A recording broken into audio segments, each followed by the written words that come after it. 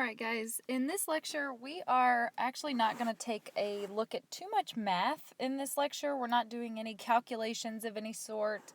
We're not looking at how things are measured like we did in the syringes chapter. In this chapter, we're really just focusing on how to read medication labels. Again, this is going to be really important, just like with learning how to measure, things on the syringes, how to measure the different increments.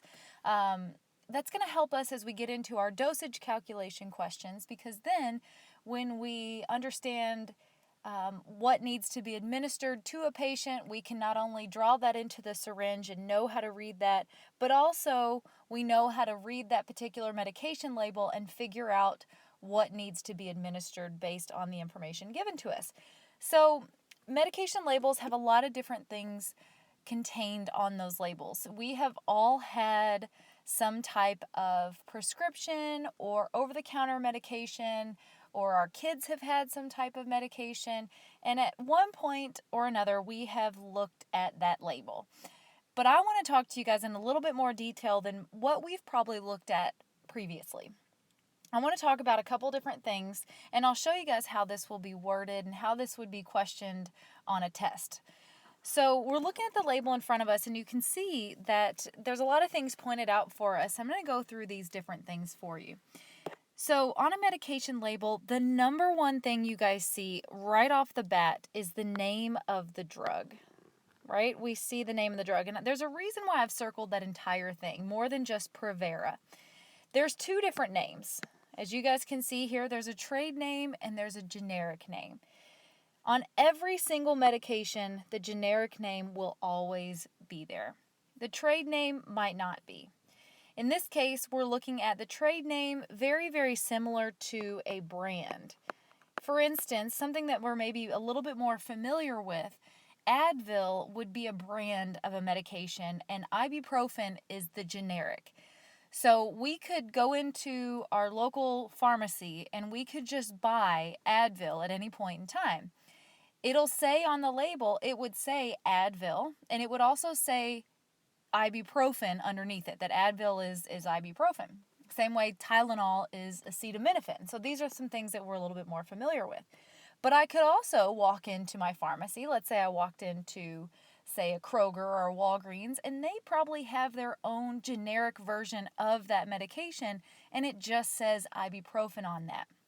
Now, sometimes for a selling point, it might say generic for Advil, somewhere as a sticker on the side to help you kind of buy that medication to show that it's the same thing. But that doesn't have to be there. The generic name always has to be on a medication. As we go through a couple different examples today, you guys are going to see, we're going to see some medications that may not have that brand or trade name on there.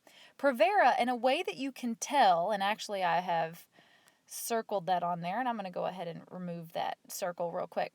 Because the easiest way that you can tell we are looking at the brand name of a drug, you guys see that little R with a circle around it? That is what's called a registered symbol. That means that is a registered trademark name. So meaning no other company can make Provera. Other companies can make the generic medroxyprogesterone acetate. That is the generic, and other companies can make this drug, but they cannot call it Provera. So that's what this is. So if I ask you guys on a quiz or on a test, I would say, if I gave you this label, you may have a question that says, what is the trade name of this drug? And in that case, I'm looking for just Provera. Okay. And then the generic name, so there's the trade, the generic is just the medroxyprogesterone acetate. All right. The tablet is actually the form of the medication. So a lot of times the medication label will tell us the form that drug comes in. If it's a tablet or a capsule, it'll say that on there. If it's a liquid medication, it'll tell you. If it's some type of injectable medication, it'll tell you that it's an injection. So we're looking, the form of this drug is a tablet. Okay. Also, real big on this medication, you all will see the dosage strength. Now this is important. On the dosage strength, it's typically real big on there because it tells you how much medication is contained in every single dose. That's what it means by dosage strength. So a dose in any tablet medicine, anytime you have tablets or capsules of any sort, that means a dose is always considered 1. So 1 tablet of Provera contains 2.5 milligrams. So that's what's going to happen when we get into our dosage calculations. You know, people may need to take more than 1 tablet because the doctor may say that Susie needs to take 5 milligrams of Provera. Well, since they come in 2.5 milligram tablets, Susie's going to end up having to take 2 tablets in order to achieve that amount of medication. And we'll see that when we get into dosage calculations next week. So, but that's your dosage strength, and you can see they've even written that out over here on the side to show that that's 2.5 milligrams per every 1 tablet. Now, you don't have to write 1 tablet. On a quiz, if I asked you guys what's the dosage strength of Provera, I'm totally fine with 2.5 milligrams. That's going to be a little bit different when we get to liquid medications, though, because liquid medications are going to tell you how much liquid contains that dosage, and that's going to be important to be part of that dosage strength. Okay. Another thing that you guys see on this label, you guys are looking at the bottom, you guys can see that it says 30 tablets. It's always going to tell you the amount contained in that, whether it's a bottle, a container, a box, or what have you. That's going to tell you the amount that's in there. If it's tablets, it's going to tell you how many tablets, like in this case. If it's a liquid medication, it'll tell you how many total milliliters are in that container. So it'll tell you the total volume. Another thing you guys see that's pointed out here, the United States pharmacy, you don't have to know that. So I wouldn't worry about that. That's what USP means, that it's been given the stamp of approval by, that association there. So don't worry about that. I'm not going to ask you that. Okay. A couple other things that we're going to see on this label, and I'll show you guys in a couple other examples. The National Drug Code. The National Drug Code is always easy to spot because you can see that it starts with NDC, which means National Drug Code. The abbreviation is given it to us there. It's usually, you can see it's about a 10-digit number. That 10-digit number is identifying the manufacturer of this medication. It's a code, essentially, that's identifying the manufacturer of the medication, and the container size. So it's really just kind of identifying a couple different things for us. So if I ever ask you for the National Drug Code, you guys are looking for NDC, and that makes it pretty easy to spot. Let's see. Another thing that you guys will see on these labels, if I ask you guys for the manufacturer is down here. Sometimes the manufacturer will put the logo somewhere on that label, and you might see that pretty big and bold. But another indication that's a manufacturer is it tells you the location, as it does here. It gives you the address of Pharmacia and Upjohn Company. So you can see that it's some sort of company. That is the company that has created or manufactured this medication. So that makes it pretty easy to spot that company. Another thing that you guys can see on here, and this will always be empty, so I won't ask you guys this, but I do want to point it out. Because all of these labels that we are using are not actual medications, they're just used for educational purposes, so there's not going to be an actual lot or expiration number on there, but I do want you guys to be familiar with what those numbers are. The lot number is always stamped on a medication prior to shipping. It is the way to really kind of for that manufacturer to know where the medications are going, but even more so important in the event of a recall.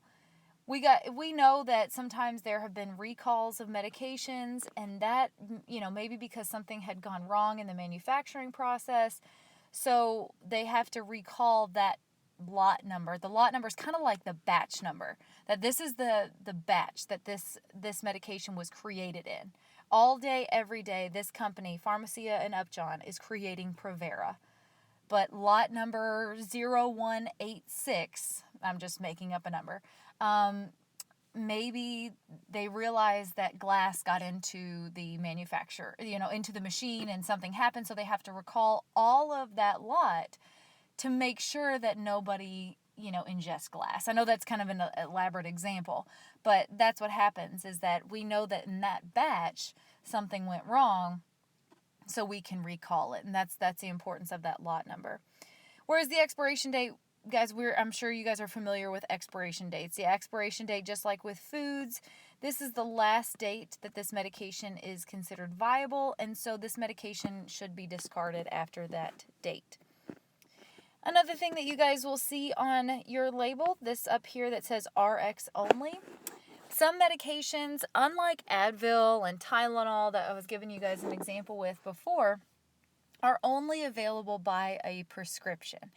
So if a medication is available only by a prescription, meaning that only a doctor can tell a pharmacy that it's okay to give that patient that drug, then they need to have a prescription for it. They can't just walk into your local pharmacy and pick up this drug. Instead, they have to have that doctor's approval. It will tell the manufacturer, this is their way of saying to the pharmacy that they need to have that prescription before they purchase this. So if it says RX only, that means it is only available by prescription. There's a lot of other things that you guys will see on medications. Sometimes it gives you some instructions on how to store the medication. There's all kinds of different warnings. Sometimes it tells you do not operate heavy machinery while taking this medication. Do not consume alcohol while taking this medication. A lot of different things that you guys might see on different labels. So we're going to take a look at a couple different examples today. With that Provera, all you had to tell me was 2.5 milligrams. But I'm going to look at another two that are actually pointing out some of the different things for us. And then we'll get into ones that do not have these little lines pointing out the different things. And that'll give us an opportunity to kind of test ourselves. So on the heparin label, so this is kind of tough because heparin, it looks like we're looking at a vial. So it's round, it's kind of a cylindrical shape, so we can't see the side of heparin. Heparin is a generic drug. You can see there's no other name on there. You can't see that registered symbol. I won't give you anything like this where it's hard to read the side of it. But heparin is a generic drug. So we would know that because it does not contain that registered symbol. It does tell us if I asked you guys the national drug code number, again, there's that NDC, so it's easy to spot that, and you'll be able to read the ones on your quizzes a little bit more clearly. If I asked you guys the form of the medication, it does tell us that it is an injection, so it tells us right there on that label. The dosage strength, heparin is measured in units. So you can see that it's 5,000, it says units per milliliter. Now again, I mentioned that on the previous slide, that on the dosage strength, like this, I need to know that not just the 5,000 units, it is actually 5,000 units per milliliter. If it's a liquid medication, that's important. The reason why that's listed there is because it's telling me that a single dose of heparin is considered 1 milliliter. As opposed to down here with the Uriped, whatever that medication is. Down here, the dosage strength, you can see, I think it says either 280 or 200. I can't tell what that says. Kind of hard to read with that line going through it. But that says 200 milligrams per 5 milliliters. That 5 milliliters is important because it's telling me that in this medication, that dosage is contained in 5 milliliters, that a single dose of that particular medication is 5 milliliters, as opposed to heparin, where a single dose was 1 milliliter. So anywhere, if you're asked for the dosage strength of a liquid medication, on a liquid medication, that quantity of that dose could change. It could vary. So it could be 1, could be 5, could be 2, could be a variety of different things. So it's really important that you include that in the dosage strength. So don't forget that. Continuing with that bottom label down there, the Uriped, you can see, I know that's really, really hard to read. if I were to blow that up, that actually, that little dot next to the D is a registered symbol. So if I asked you guys for that trade name, that registered symbol again would be more clear on a test. So that is the trade name as it's pointing that out for us. It does tell us again that there are 200 milligrams in every 5 milliliters. So once again, that was the dosage strength of that medication. So we pointed that out already. That's the dosage strength. So that means every 5 milliliters, or you guys know every 5 milliliters is the same thing as a teaspoon. So every teaspoon of this liquid would administer 200 milligrams of that drug to that patient. So that entire thing is considered the dosage strength.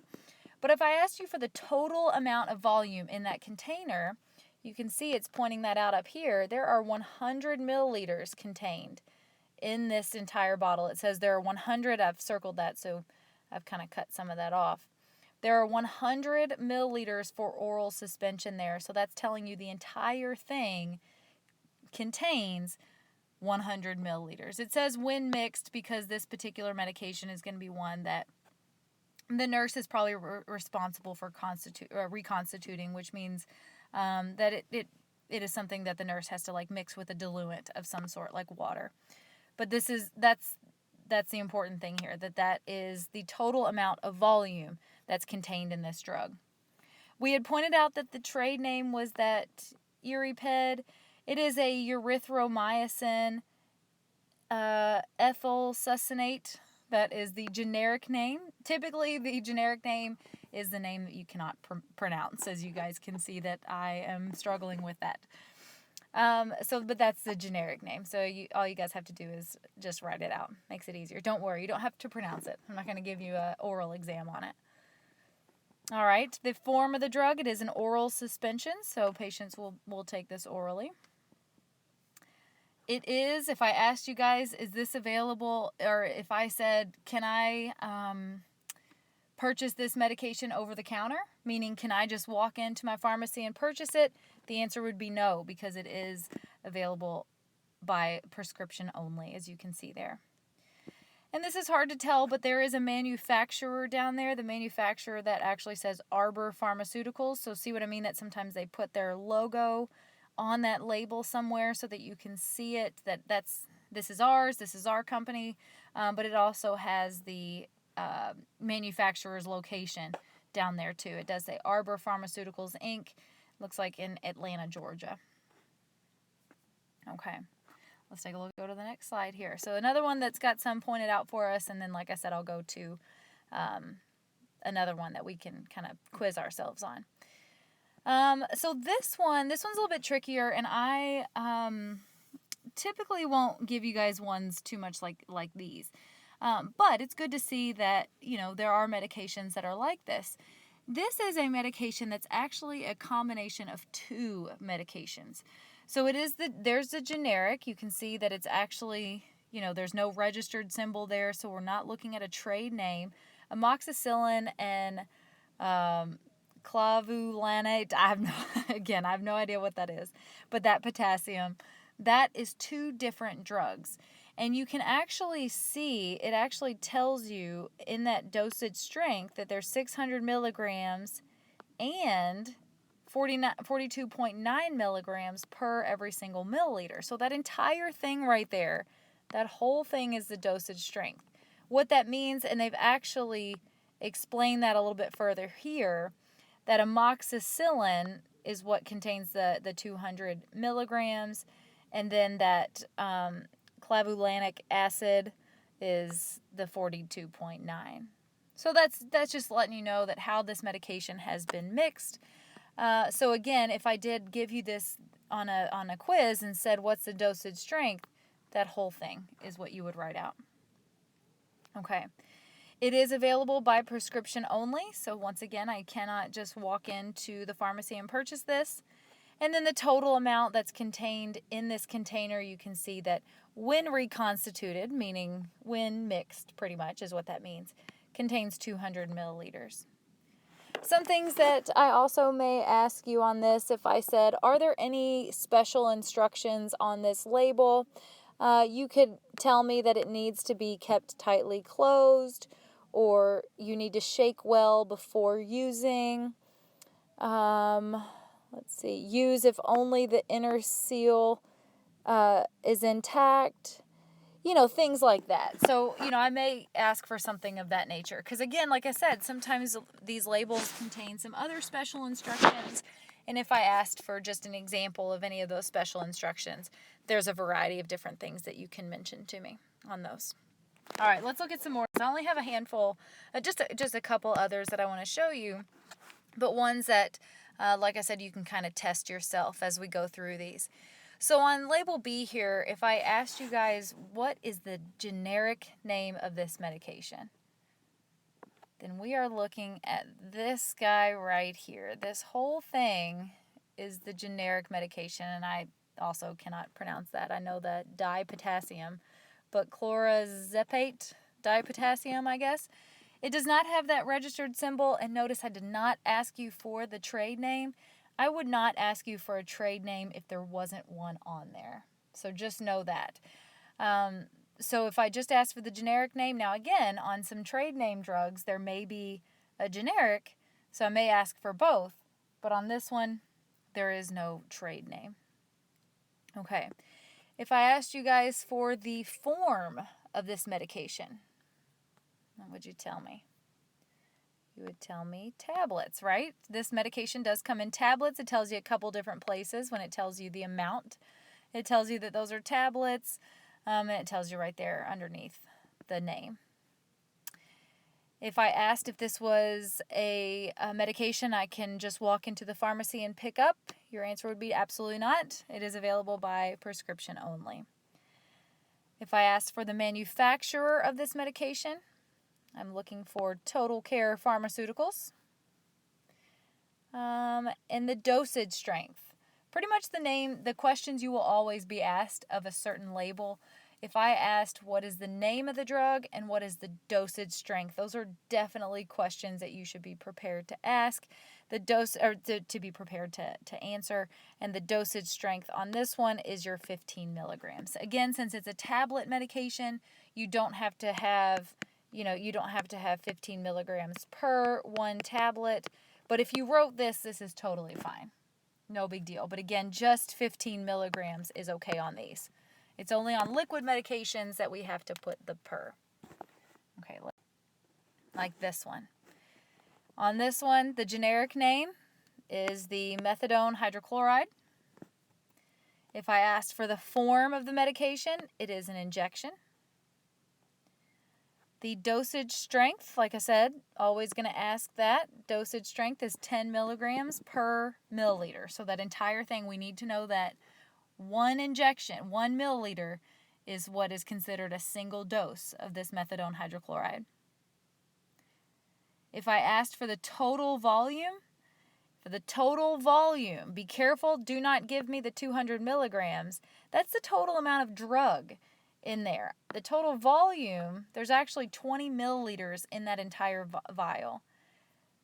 So 20 milliliters, which makes sense, because if there's 10 milligrams in every single 1 milliliter, that means there's a total of 200 milligrams of that drug in there. But that's not what I'm looking for. I'm looking for the total amount of fluid, so the 20 milliliters.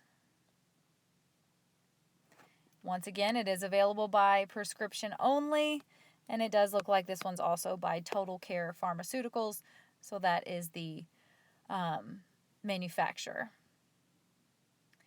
You could probably tell by us talking about the dosage strength that it is 10 milligrams per milliliter, which means 1 milliliter is considered a single dose. Since there are 20 milliliters in here, that means there are multiple doses in here. But it does tell us on the label that there are multiple doses in here. So that might be a question I may ask as well. So that's something to think about as well. If I said, is this a medication that can be taken more than once? The answer would be yes. Okay. Let's take a look at this one. On this one, if I asked you guys what is the trade name of this medication, I am looking for Zithromax. Zithromax, you can see, has our little registered symbol there. That makes it our brand or trade name. If I asked you for the generic name, however, that is the azithromyosin. Azithromycin is the generic name. All right, the dosage strength, always pretty big on there. Don't forget to include that entire thing when we're talking about liquid medications, that is 200 milligrams per 5 milliliters. If I asked you guys who the manufacturer of Zithromax was, you all would tell me Pfizer. So real big on there, you can see the logo and you can see the location of Pfizer Labs. Can I walk into a drugstore and purchase Zithromax over the counter? Nope. RX only over there on the side. So your answer to that would just be no. If I said, what is the total volume? 15 milliliters. I know it tells me how much drug is in there. That is because every 5 milliliters of that single dose contains 200 milligrams of drug. So 600 milligrams of drug means there's 3 times that amount, so there's 15 milliliters. I know that's just me thinking mathematically and thinking known and unknown. You guys don't have to think that way. I was just kind of showing you guys a little bit more with that. But the volume, again, volume means liquid. So if I want the total volume in this, I'm looking for the 15 milliliters.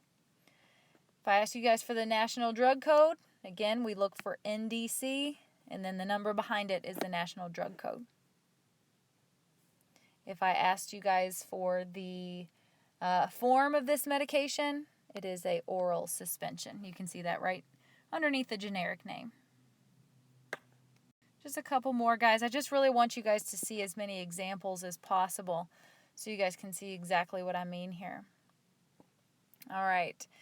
The brand name of this drug, or trade name, Levoxyl. There's that registered symbol right there showing us that Levoxyl is that trade name.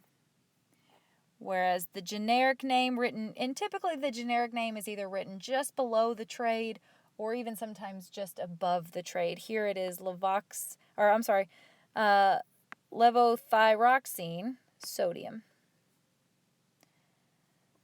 The form of this medication, they are tablets, tells us that a couple times. It even tells us down here. So if I said the amount contained in this container, 1,000 tablets. Since it is a tablet, the dosage strength, real big and bold there, 50 micrograms. That means every single tablet of Levoxyl contains 50 micrograms. The manufacturer of Levoxyl, Pfizer. There's the logo. It even says down here at the bottom, distributed by Pfizer Inc. in New York, New York. So they're the manufacturer of that. The national drug code, you can see up there at the top.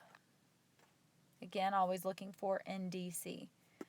If I ask for any special instructions here, if I said, give me another example of any special instructions, you may say keep out of reach of children, dispense in tight, light-resistant, child-resistant containers, how to store it at 20 to 25 degrees Celsius, which is 68 to 77 degrees Fahrenheit. Those are just some different examples if I asked for any other special instructions. All right, on this one, the generic name of this drug is amoxicillin. Amoxicillin is a generic. It doesn't have the trade symbol or the registered symbol there, so I know it's a generic. It is a oral suspension, so that's the form. If I ask you guys for the dosage strength of this medication, again, like I said, usually that stands out pretty bold, so 250 milligrams per 5 milliliters. The national drug code, right there at the top, there's our NDC number. Can I walk into a pharmacy and take this anytime I want? Nope, it is RX only. If I asked for the total volume, there's our 100 milliliters. If I said, who's the manufacturer of amoxicillin? Teva. And you can see on the side it does say manufactured for Teva Pharmaceuticals. I know it says on the side there, that's hard to read, but it says manufactured in Canada by Nova Farm Limited, then that would be acceptable too if you gave me that as the manufacturer. But typically, again, you can see real big and bold there the logo for that company, so that's that manufacturer that we're looking for there. But I would accept either one. Next example I want to show you guys, just again, I want to see as many examples as possible so you guys can understand this. The generic name here, cephprozil, it is a generic. If I asked you guys who the manufacturer was, once again, we're looking at Teva. If I asked you guys for the National Drug Code, there it is up at the top. For the dosage strength, I'm looking at 125 milligrams per 5 milliliters. Again, that entire thing. Is this available over the counter? Unfortunately, no. I gotta have a prescription. What is the total volume? So again, since it is a liquid medication, when asked for the total, it's the total volume. So the total amount of fluid in there is going to be 75 milliliters. And the form of this medication, it tells us right underneath the name. It is an oral suspension. All right, guys. So that, I know, kind of quickly went through our medication labels, but I wanted you guys to see there's just a lot of different things to consider when taking a look at a medication label, and that's how you'll be asked of those on a quiz. I'll just ask a question, and you just have to look for that on the label, and then tell me what you find. If you guys have any questions, let me know.